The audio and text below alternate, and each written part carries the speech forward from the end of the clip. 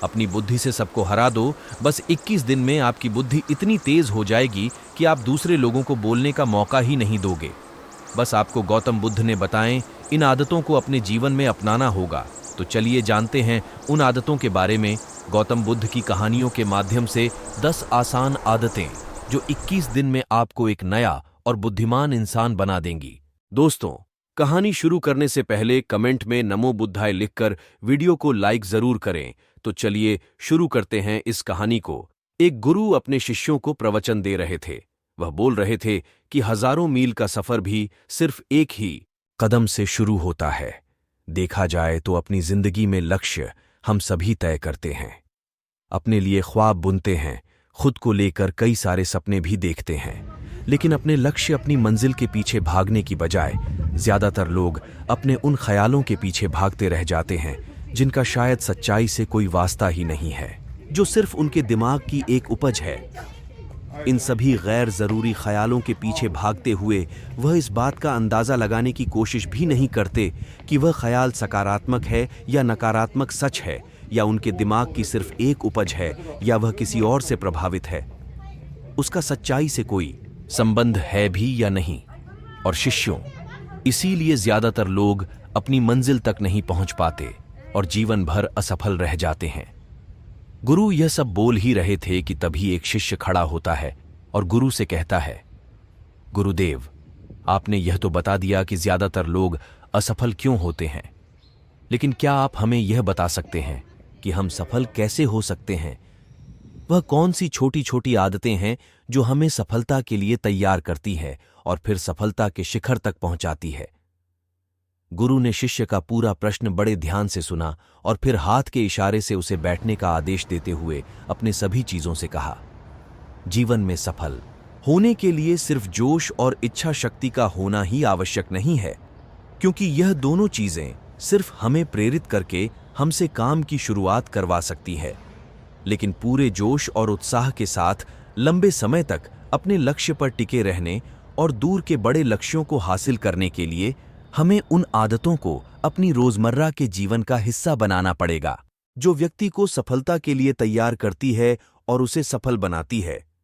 तो आज मैं आपको 10 ऐसी आसान आदतों के बारे में बताऊंगा जिनको अगर आपने अपने जीवन का हिस्सा बना लिया तो सिर्फ 30 दिनों में आप अंदर से एक बिल्कुल ही अलग इंसान बन जाएंगे और खुद के भीतर एक गजब की सकारात्मक ऊर्जा और जो उसको महसूस करेंगे, जो आपको सफलता के शिखर तक पहुंचाएगी।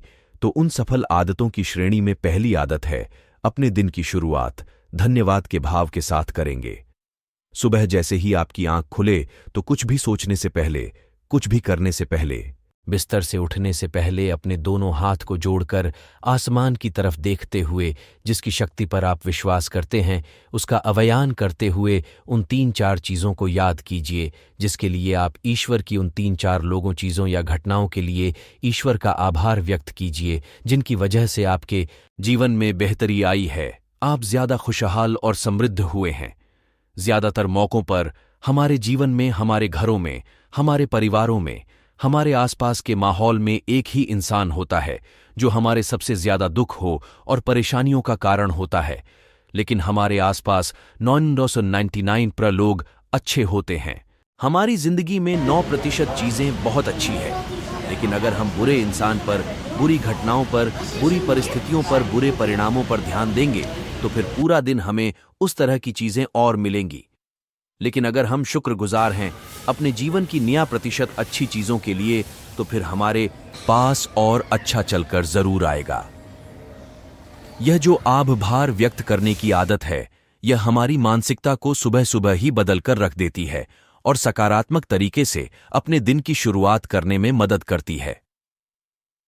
इस अभ्यास को करने में बहुत थोड़ा सा ही समय लगता है, लेकिन यह आपके पूरे दिन के काम करने के तरीके, आपकी मानसिकता और आपके विचारों को पूरी तरह से बदल कर रख सकती है।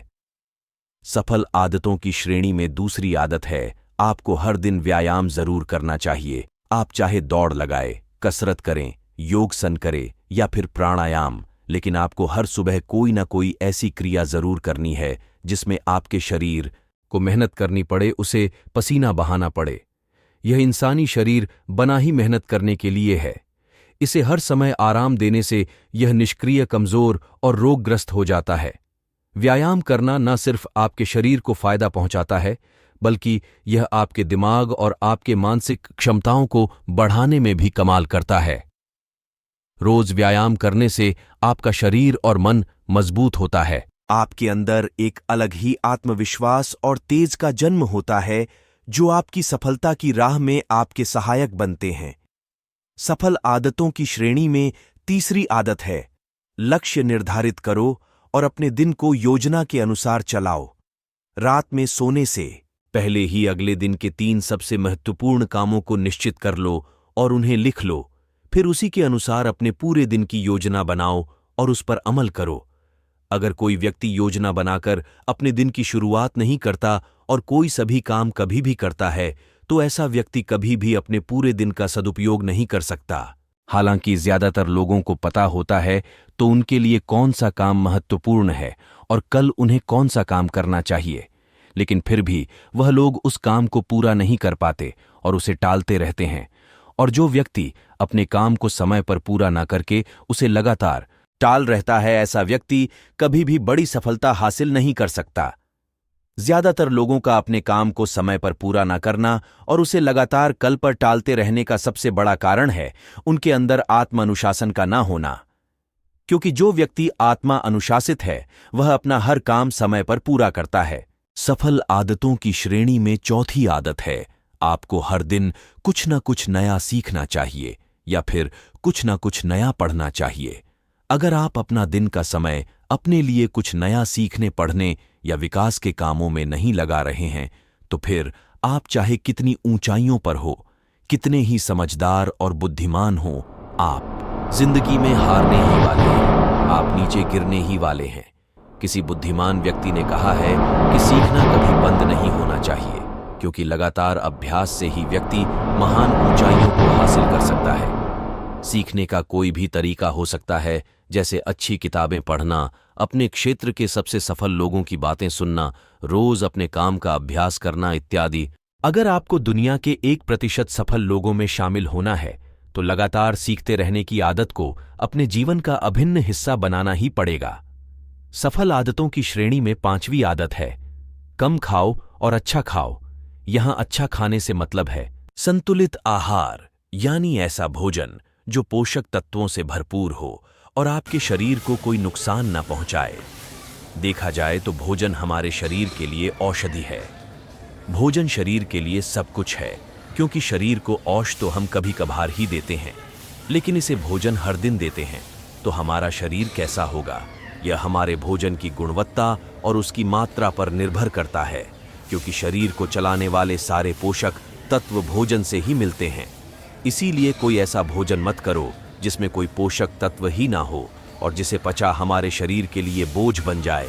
ज्यादा तला भूना और बासी भोजन मत खाओ। 3 सफेद झरों से जितना हो उतनी दूरी बना लो। पहला सफेद जहर है चीनी, दूसरा सफेद जहर है नमक और तीसरा सफेद जहर है मैदा। चीनी और मैदा से तो हमारे शरीर को कोई भी पोषक तत्व नहीं मिलता और इन्हें पचा भी शरीर के लिए बहुत मुश्किल होता है। इसलिए इनका सेवन कम से कम करो। भोजन मन भरने के लिए नहीं, पेट भरने के लिए करो। जब भूख लगी तभी भोजन करो और हमेशा अपनी भूख से थोड़ा सा कम खाओ। रात में जितना जल्दी हो सके उतना जल्दी भोजन करने का प्रयास करो। अपने आहार में जीवित भोजन जैसे फल, हरी सब्जियां, साबुत अनाज, सूखे मेवे भी इत्यादि का सेवन जरूर करो। सुबह उठते ही खाली पेट पानी पियो। भोजन करने से पहले पानी पियो, लेकिन भोजन करने के तुरंत बाद पानी कभी मत पियो। भोजन हमेशा शांत चित्त और प्रसन्न मन के साथ करो और भोजन ग्रहण करते समय उसका पूरा आनंद लो। हम जैसा अपने शरीर को भोजन देते हैं, यह उसी के अनुसार काम करने लगता है। इसीलिए अपने भोजन और उसकी गुणवत्ता का ध्यान रखो। सफल आदतों की श्रेणी में 6ठी आदत है, उनके साथ हर दिन थोड़ा सा समय बिताओ। जो आपसे सच्चा प्रेम करते हैं, आपकी परवाह करते हैं, जैसे आपके माता पिता, भाई बहन या फिर आपके सच्चे मित्र। यह एक आदत आपके परिवार में खुशी और शांति लाती है। परिवारजनों के बीच प्रेम और एकता बढ़ती है, जिससे आप ज्यादा खुश और शांत रहने लगते हैं। पारिवारिक तनाव कम होने की वजह से अपने जरूरी कामों पर ज्यादा ध्यान दे पाते और ज्यादा अच्छे परिणाम हासिल कर पाते हैं। सफल आदतों की श्रेणी में 7वीं आदत है, हर दिन थोड़ा सा समय खुद के लिए भी निकाले और इस थोड़े से समय में आपके साथ कोई और नहीं होना चाहिए। यह आपका अपना समय है जिसमें आप अकेले एकांत में रहेंगे, खुद के बारे में चिंतन करेंगे, खुद की अच्छाइयों और बुराइयों के बारे में विचार करेंगे, अपने भविष्य के बारे में सोचेंगे, अपने काम के बारे में सोचेंगे, अपने भीतर उतरने का प्रयास करेंगे। इन एकांत के पलों का उपयोग आप खुद को और भी बेहतर तरीके से जानने और समझने में करेंगे। इस समय आप खुद की कमियों के बारे में विचार करेंगे और उन्हें कैसे ठीक कर सकते हैं, इस पर मंथन करेंगे। सफल आदतों की सूची में 8वीं आदत है, समय का सही प्रबंधन करना, उसका सही उपयोग करना। जिंदगी दिनों, महीनों और सालों में गिनी जाती है, तो जिसने अपना दिन संभालना सीख लिया उसका महीना संभल जाएगा, और जिसने अपने महीने संभालने सीख लिए उसके साल संभल जाएंगे, और जिसके साल संभल गए उसकी पूरी जिंदगी संभल जाएगी। इसीलिए अपने दिन को सही तरीके से संभालना सीख लो। जो सबसे महत्वपूर्ण काम है उन्हें सबसे पहले खत्म करो। जिंदगी के किसी भी क्षेत्र में देख लो, घंटे तो सबके पास 24 ही होते हैं, लेकिन इन्हीं 24 घंटों में कुछ लोग कमाल कर जाते हैं। अपने एक हैं, जीवन में न जाने कितने सारे काम कर जाते हैं, लेकिन दूसरी तरफ ज्यादातर लोग छोटे छोटे कामों में ही उलझे रह जाते हैं और जीवन भर यही कहते रहते हैं कि इस काम के लिए समय नहीं है, उस काम के लिए समय नहीं है। तो आखिर समस्या कहाँ है? समस्या है अपने समय का सही प्रबंधन न कर पाना। सफल आदतों की श्रेणी में 9वीं आदत है, रात में जल्दी सोए और सुबह जल्दी उठे। जो व्यक्ति सुबह जल्दी उठता है उसे कुछ अतिरिक्त समय मिल जाता है सबसे महत्वपूर्ण कामों को खत्म करने का, जैसे ध्यान का अभ्यास, व्यायाम, किताबें पढ़ना। सुबह जल्दी उठकर ध्यान का अभ्यास करने से दिन भर मन शांत और प्रसन्न रहता है। इसके साथ ही सुबह जल्दी उठकर काम शुरू करने से व्यक्ति का काम समय पर पूरा हो जाता है और वह बेवजह की चिंता और तनाव से बच जाता है। सुबह जल्दी उठकर काम खत्म करने से व्यक्ति के अंदर एक ऐसा अनुशासन जन्म लेता है जो उसे सफलता के शिखर तक पहुंचा सकता है। सफल आदतों की श्रेणी में 10वीं आदत है, वीर्यनाश, धूम्रपान और मदिरा से बचे। यह तीनों ही काम ऐसी बूढ़ी लत है जो निश्चित रूप से आपको पीछे ले जाने वाली है। यह तीनों ही काम आपके मानसिक और शारीरिक स्वास्थ्य के लिए बहुत ही हानिकारक है। वीर्यनाश आपके तेज और कांति को खत्म करता है और साथ ही आपको शारीरिक व मानसिक रूप से कमजोर बनाता है। हालांकि इन तीनों ही चीजों को छोड़ना आसान नहीं होता, लेकिन अगर आप चाहे तो मजबूत इरादे और दृढ़ इच्छा शक्ति के बल पर इन्हें छोड़ सकते हैं, इनसे निजात पा सक। इतना कहने के बाद गुरु ने अपना प्रवचन समाप्त कर दिया और वह मौन हो गए। ये देखते ही सभी चीजें समझ गए कि अब यहां से जाने का समय हो चुका है। उन सब ने इस जानकारी के लिए गुरु का धन्यवाद किया और वहां से चले गए। तो दोस्तों, उम्मीद करता हूं आपको इस कहानी से एक अच्छी सीख मिली होगी। ये कहानी आपको कैसी लगी हमें कमेंट बॉक्स में कमेंट करके जरूर बताएं। अब चलिए दोस्तों, जानते हैं कि अपने बुद्धि को सबसे तेज और धारदार कैसे बनाएं। तो चलिए हमारे दूसरे कहानी की शुरुआत करते हैं। दूसरी कहानी बुद्धिमानी से जुड़ी गौतम बुद्ध की कहानी। एक गांव में एक लड़का था जिसका दिमाग बहुत तेज था।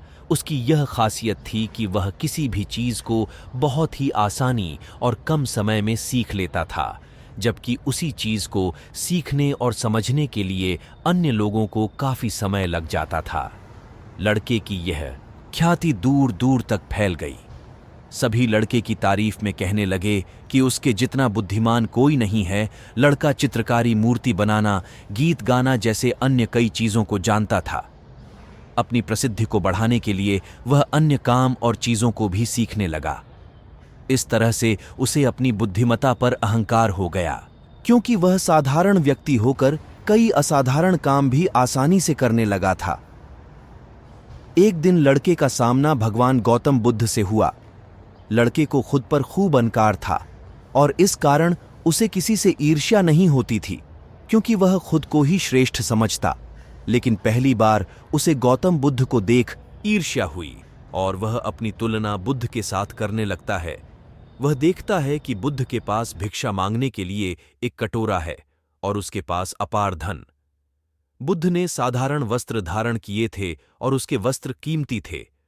बुद्ध नंगे पैर थे और वह नंगे पांव जमीन पर पैर भी नहीं रखता था। इस तरह से लड़का एक नहीं बल्कि कई चीजों से गौतम बुद्ध के साथ अपनी तुलना करने लगा। हर चीज से तुलना करने के बाद वह मन ही मन सोचता है कि आखिर मैं इस भिक्षु के साथ अपनी तुलना क्यों कर रहा हूं, जबकि इसका और मेरा जीवन बिल्कुल अलग है। वहां मौजूद सभी लोग गौतम बुद्ध का सम्मान कर रहे थे। लड़का सोचने लगा कि आखिर इनमें ऐसा क्या है जो मुझ में नहीं है, जिस कारण मेरे भीतर इनके प्रति ईर्ष्या पैदा हो गई। अपने मन में चल रही जिज्ञासा को शांत करने के लिए वह बुद्ध के पास जाता है।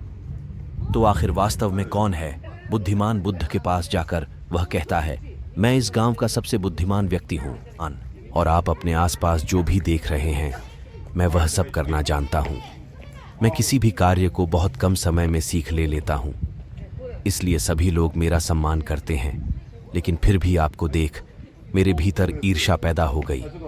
इसलिए मैं जानना चाहता हूं कि आपकी उपलब्धि क्या है? सभी आपको इतना आदर सम्मान क्यों दे रहे हैं? लड़के के सवाल का जवाब देते हुए बुद्ध कहते हैं, मेरी कोई उपलब्धि नहीं है, लेकिन तुम कह सकते हो कि मेरी यही एक उपलब्धि है। बुद्ध लड़के से पूछते हैं, क्या तुम्हें निंदा अच्छी लगती है? लड़का कहता है कि भला किसे निंदा अच्छी लग सकती है? बुद्ध कहते हैं कि जो तुम्हें अच्छा और बुरा लगता है मैं इनसे भी ऊपर हूं। मुझे ना निंदा सताती है और ना अपनी प्रशंसा से प्रसन्न होता हूं। यही अंतर है तुम में और मुझ में। बुद्ध कहते हैं, तुमने सैकड़ों काम सीखे लेकिन सबसे जरूरी काम को सीखना भूल गए। लड़का पूछता है, कौन सा काम? अब इस प्रकार बुद्ध ने दिया बुद्धिमान होने का ज्ञान। बुद्ध कहते हैं कि क्या तुम्हें मन को नियंत्रण करना आता है? यह बात सुनकर लड़का समझ जाता है कि उसे बुद्ध से ईर्ष्या क्यों हुई। बुद्ध कहते हैं, जिसने संपूर्ण जगत जीत लिया लेकिन अपने मन को नहीं जीत पाया, उसने कुछ भी नहीं जीता। वही जिसने अपने मन को जीता लेकिन अपना सब कुछ गंवा दिया, फिर भी उसने सब कुछ जीत लिया। बुद्ध की यह बात सुन लड़के का अहंकार टूट गया। उसने बुद्ध से कहा कि क्या आप मुझे अपने मन को जीतना सिखा सकते हैं? बुद्ध कहते हैं, जरूर, लेकिन इसके लिए मैं तुम्हारी सभी उपलब्धियां छीन लूंगा। लड़का कहता है, मैं तैयार हूं। इसके बाद से ही लड़का ध्यान लगाने लगता है, क्योंकि ध्यान से ही मन को वश में किया जा सकता है। तो दोस्तों, अब चलिए बढ़ते हैं हमारे तीसरी कहानी की तरफ। तीसरी कहानी दिमाग की धार को कैसे तेज करें। लगभग हम सभी लोग जानते हैं और साइंस भी यह सिद्ध कर चुका है कि हम हमारे दिमाग का मैक्सिमम 10 पर ही यूज कर पाते हैं और इसमें से ज्यादातर हमारा दिमाग बचपन में ही सब कुछ सीखता है और सबसे ज्यादा एक्टिव रहता है, क्योंकि हम हर रोज कुछ ना कुछ नया कर रहे होते हैं, रोज पढ़ते हैं, नए नए खेल खेलते हैं और हमेशा एक्टिव रहते हैं। किंतु जैसे जैसे हम बड़े होते हैं हमारे रोज के कामों में इतने व्यस्त हो जाते हैं कि कुछ नया करने और सीखने का मौका ही नहीं मिलता। लेकिन यदि हम अपने दिमाग को धार देते रहे तो हम दुनिया में जल्दी आगे बढ़ सकते हैं। यह सीखा मैंने इस कहानी से। अफ्रीका में एक पेड़ काटने वाली कंपनी थी जिसमें वहां के लोग पेड़ काटने का काम करते थे, जिसमें जॉन नाम का एक वर्कर था जो पिछले 6 सालों से पेड़ काटने का काम कर रहा था। उसी कंपनी में एक बिल नाम का नया वर्कर लगता है और एक ही साल में उसकी सैलरी बढ़ जाती है और प्रमोशन भी मिल जाता है। ये बात जॉन को पता लगती है तो वह कंपनी के मैनेजर के पास जाता है और कहता है, सर, इस कंप में मेरे साथ अन्याय हो रहा है। मैनेजर बोलता है, नहीं जॉन, इस कंपनी को मैं मैनेज करता हूं, ऐसा तो कुछ नहीं है। अगर तुम्हें कोई प्रॉब्लम है तो मुझे बताओ। जॉन बोलता है, सर, मैं पिछले 8 साल से काम कर रहा हूं लेकिन मेरा प्रमोशन नहीं हुआ और सैलरी भी वही है। लेकिन बिल, जो कि 1 साल पुराना ही है, उसकी सैलरी बढ़ गई और प्रमोशन भी हो गया, जबकि प्रमोशन तो मेरा होना चाहिए था। इसके बाद मैनेजर बोलता है, देखो, तुम बहुत ईमान और मेहनती हो, मैं ये बात मानता हूं, लेकिन कंपनी के नियम के अनुसार जो ज्यादा पेड़ काटता है उसे ज्यादा सैलरी मिलती है और प्रमोशन भी जल्दी होता है।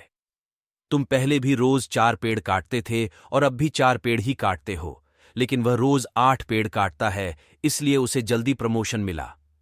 तुम भी रोज 8 पेड़ काटो, तुम्हें भी प्रमोशन मिल जाएगा।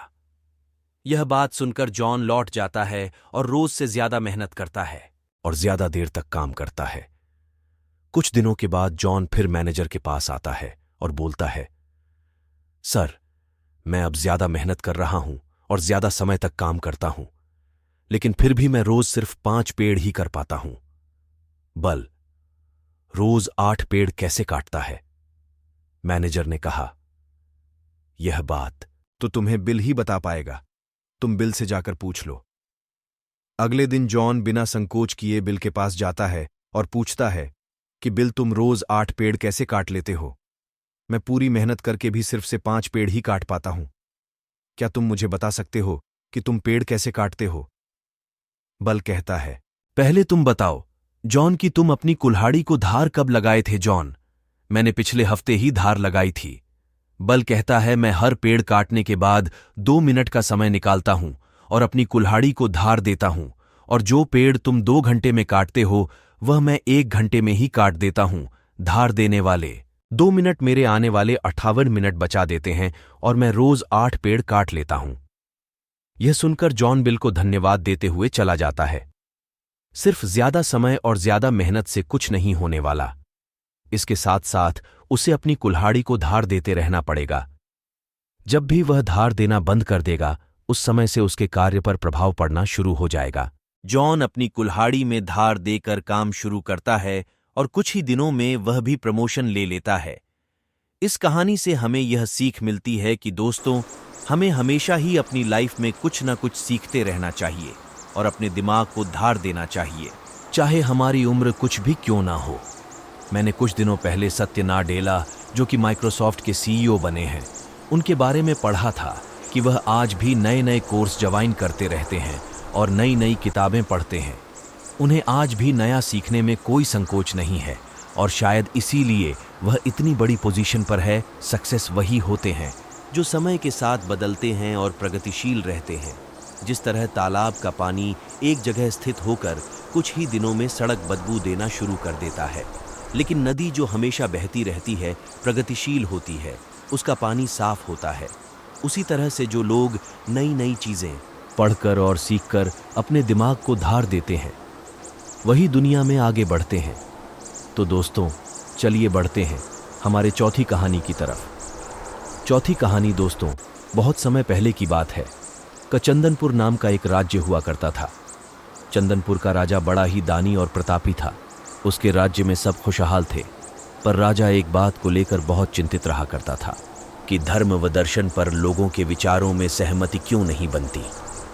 एक बार राजा विभिन्न धर्मों के उपदेशकों को आमंत्रित किया और एक विशाल कक्ष में सभी को एक साथ रहने का प्रबंध करते हुए कहा, अब अगले कुछ दिनों तक सब एक साथ रहेंगे और आपस में विभिन्न धर्मों और दर्शनों पर विचार विमर्श करेंगे, और जब सभी के विचार एक मत हो जाएंगे तो मैं आपको ढेरों उपहार देकर यहां से विदा करूंगा। और ऐसा कहते हुए राजा वहां से चला गया। कक्ष में घोर विचार विमर्श हुआ। सभी अपनी अपनी बात समझाने में लगे रहे, पर कुछ दिन बीत जाने पर भी वे एक मत नहीं हो पाए।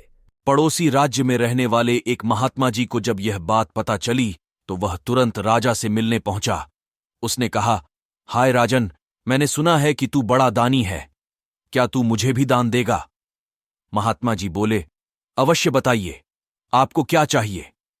राजा बोला, महात्मा जी, मुझे तेरे अनाज के गोदाम से कुछ अनाज चाहिए। राजा जी, बिल्कुल, आप मेरे साथ आइए। राजा उन्हें गोदाम तक ले गया। वहां पहुंचते ही महात्मा जी बोले, अरे यह क्या राजन, तुम्हारे गोदाम में तो तरह तरह के अनाज रखे हैं, तुम इन सब की जगह कोई एक ही अनाज ही क्यों नहीं रखते?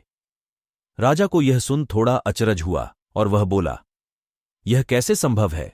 अगर मैं गेहूं, चावल, दाल इत्यादि की जगह बस एक अनाज ही रखूंगा तो हम अलग अलग स्वाद और पोषण के भोजन कैसे कर पाएंगे? और जब प्रकृति ने हमें इतने ढेर सारे अन्न दिए हैं तो बस किसी एक अन्न का ही प्रयोग करना कहाँ की बुद्धिमानी है? महात्मा बोले, बिल्कुल सही राजन, जब तुम विभिन्न अनाजों की उपयोगिता एक से नहीं बदल सकते तो भला विभिन्न धर्मों के विचारों और दर्शनों को एक कैसे कर सकते हो? सबकी अलग अलग उपयोगिता है और वे समय समय पर मनुष्य का मार्गदर्शन करते हैं।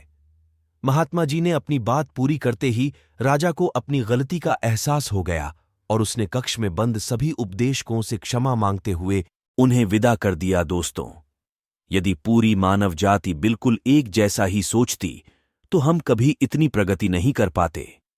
हमारे विचार ही हमें दूसरों से अलग बनाते हैं। अगर कभी आपका विचार औरों से मेल ना खाए तो इसमें घबराने की जरूरत नहीं, बल्कि यह देखने की जरूरत है कि पूरी पिक्चर में आपका विचार कहां फिट हो सकता है। और दूसरी तरफ यदि किसी और का विचार अब से मेल ना खाए तो उस पर नाराज होने की बजाय यह समझने का प्रयास करना चाहिए कि उसकी सोच का कहां और कैसे यूज किया जा सकता है। तो अब दोस्तों, चलिए बढ़ते हैं हमारे 5वें कहानी की तरफ। 5वीं कहानी एक बार की बात है। एक व्यापारी व्यापार करने के लिए विदेश गया हुआ था। वहां उसका कारोबार बहुत अच्छा चल रहा था। वह धन कमाने में इतना व्यस्त हो गया था कि उसे समय का भान ही ना रहा। आखिर उसने एक दिन अपने घर लौटने का फैसला कर ही डाला और कमाया हुआ बहुत सारा धन लेकर घर के लिए चल पड़ा। जब घर पहुंचा तो रात हो चुकी थी। घर का मुख्य द्वार बंद था, लेकिन एक क्षण कक्ष की खिड़की से रोशनी बाहर आ रही थी। उसने खिड़की में से अंदर झांक कर देखा। उसने जो देखा सहसा उसे विश्वास ही नहीं हुआ। उसे अपने पैरों के नीचे से जमीन खिसक हुई प्रतीत होने लगी। उसने देखा कि शयन कक्ष में उसकी पत्नी के पास एक युवक भी लेटा हुआ है। ऐसी स्थिति में उसका अपनी पत्नी के चरित्र पर संदेह होना अस्वाभाविक नहीं था। व्यापारी ने विचार किया कि ऐसे घर में रहने का क्या औचित्य हो सकता है जहां ऐसी स्त्री हो। उसने फौरन निर्णय लिया कि पत्नी और उसके पास लेटे युवक को मारकर चुपचाप वापस निकल जाऊंगा और अलग घर बसाने का प्रयास करूंगा। तभी उसकी नजर शयन कक्ष की दीवार पड़ी जहां एक श्लोक लिखा था। उसने उस श्लोक को पढ़ा। श्लोक में लिखा था, सहसा विदत न क्रिया विवेक मादाम पदम तेहि विमकारम गुण लुब्ध स्वयमेव संपद। अर्थात किसी कार्य को बिना विचारे एकाएक नहीं करना चाहिए, क्योंकि सोच विचार न करना बड़ी विपत्तियों का कारण है। जितनी भी प्रकार की संपत्तियां हैं, सोच समझकर कार्य करने वाले व्यक्तियों के गुणों से आकर्षित होकर स्वयं ही उसके पास आ जाती हैं, उसे समृद्ध कर देती हैं। यह पढ़ते ही व्यापारी ने अपना निर्णय बदल दिया और घर का दरवाजा खटखटाया। पत्नी ने दरवाजा खोलने से पहले काफी पूछताछ की और जब वह पूरी तरह से आश्वस्त हो गई कि दरवाजा खटखटाने वाला उसका पति ही है तो उसने शीघ्रता से दरवाजा खोल दिया। पति को देखकर पत्नी की प्रसन्नता की सीमा न रही। उसने फौरन युवक को भी जगाया और पति से कहा कि यह आपका पुत्र है जो अब पूरे 20 वर्ष का हो गया है। 18 वर्ष पहले जब आप विदेश गए थे तो यह 2 साल का था। भावातिरेक में पिता की आंखों से आंसू बहने लगे। उसने पुत्र को हृदय से लगाकर प्यार किया। अब व्यापारी का संदेह खत्म हो चुका। दोस्तों, मैं एक श्लोक के सार्थक संदेश ने न केवल उसे पुत्र हत्या होने के पाप से बचा लिया, अपितु उसकी गृहस्थी भी उजड़ने से बच गई। विमर्शकाता अर्थात सोच समझकर कार्य करना व क्षिप्रकाता अर्थात जल्दबाजी ना करना। महान गुण है जीवन में भ्रांतियां अथवा समस्याएं उत्पन्न होना स्वाभाविक है। जब अचानक कोई भ्रांति उत्पन्न हो जाए अथवा समस्या आ खड़ी होती है तो हम घबरा जाते हैं और फौरन प्रतिक्रिया करते हैं। इससे कई बार समस्या सुधरने की बजाय और बिगड़ जाती है। अतः हमें कभी भी बिना पर्याप्त विमर्श किए कोई कार्य नहीं करना चाहिए। कहा गया है कि जल्दी का काम शैतान का होता है। जिस प्रकार से रोग का उपचार करने के लिए उसका सही निदान अनिवार्य है, उसी तरह से कोई समस्या हो अथवा भ्रांति को दूर करने के लिए भी पर्याप्त विचार विमर्श करना अत्यंत आवश्यक है। दोस्तों, मैं उम्मीद करता हूं कि यह कहानी सुनने से आपके जीवन में अच्छे बदलाव आए होंगे।